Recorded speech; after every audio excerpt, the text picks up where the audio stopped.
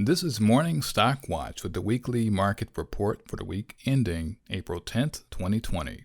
This report includes the broad market, market sectors, and Boeing. Starting with the S&P 500, ETF SPY. Weekly closing price 278.20, up about 12% from the lows of last week. This week shows a very large green candle with a small upper wick with lower than average volume compared to the previous 4 weeks that closed below resistance at the Tinkin. We can also see that price and volume are diverging negatively, which is a sign of weakness. On this chart, the volume is overlapped, but you can see it better right here. On the daily chart of SPY, Thursday ended as a high volume spinning top that decided to close below the 50-period moving average and the 280 resistance zone. The high volume for a short body candle may represent weakness, especially at the top of a bullish trend. Also on this chart is the bearish rising wedge pointing into the 280 resistance shown here, along with the emergence of bearish continuation on RSI right here. The hourly chart also shows quite a bit of bearish divergence on volume, RSI, and MACD, seen here.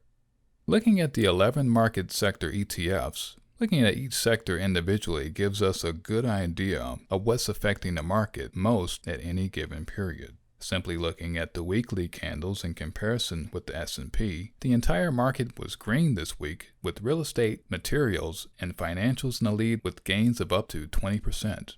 Healthcare also did very well, reclaiming all the weekly moving averages. Industrials, communications, and tech all have some weakness, showing between price and volume.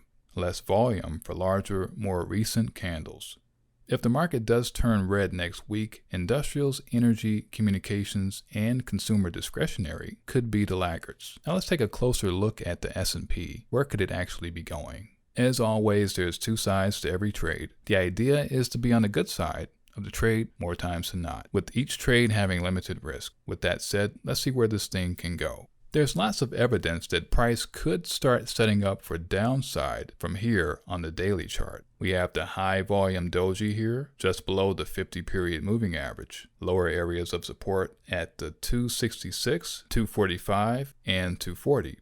These are congested areas of support. If price makes it down to 240, then we could then restudy the chart for its next probable set of moves. 285 and 295 are upper areas of resistance to watch out for as well next week. And we have Boeing. Weekly close 151.84, up about 22% from last week's close. On the weekly chart, there are no divergences between price and volume on the indicators, so I'm just looking at priced candles and volume on its own. The pattern shows a large amount of volume during the past 4 weeks when compared to the 4 weeks before that. These past 4 weeks, Boeing managed to have a strong bounce with very high amounts of volume, but still not able to make it past the resistance at 185.